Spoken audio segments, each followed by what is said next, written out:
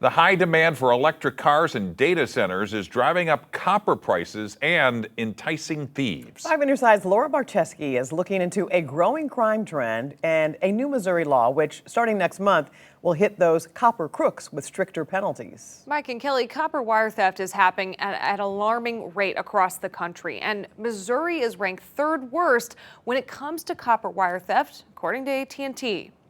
Right now, the going rate for a pound of copper is $6.53, when just last year, the owner of St. Louis Alarm Company, Joe Bork, says it was only around $3 to $5 a pound. As the price goes up, he's seeing more and more copper thefts. For some, it may be pennies on the dollar, but for some folks, they're making quite a bit of money when they're going into some of these big buildings and completely gutting them.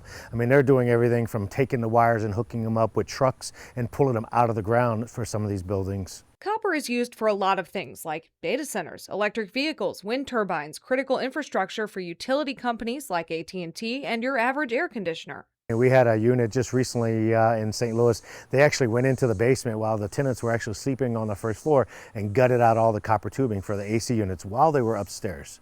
I mean, they're brazen. They don't really care. To try and stop thieves, St. Louis Alarm Company installs these sensors that will help notify police. So as soon as something moves, the sensor triggers, and as soon as that sensor triggers, the alarm goes off, and they're not hanging around. A new law sponsored by Missouri Senator Mike Henderson cracks down on copper thieves. We just want them to believe it's not worth it, so they'll quit doing it. And starting in August, stealing from critical infrastructure can land you a Class C felony, which could mean fines and up to 10 years in prison. If they can prove that you knowingly did this and you knowingly tried to steal this and you knowingly did the damage and you have no reason to have these things that you stole with you, then it gives them a little bit of teeth to try to do something with this.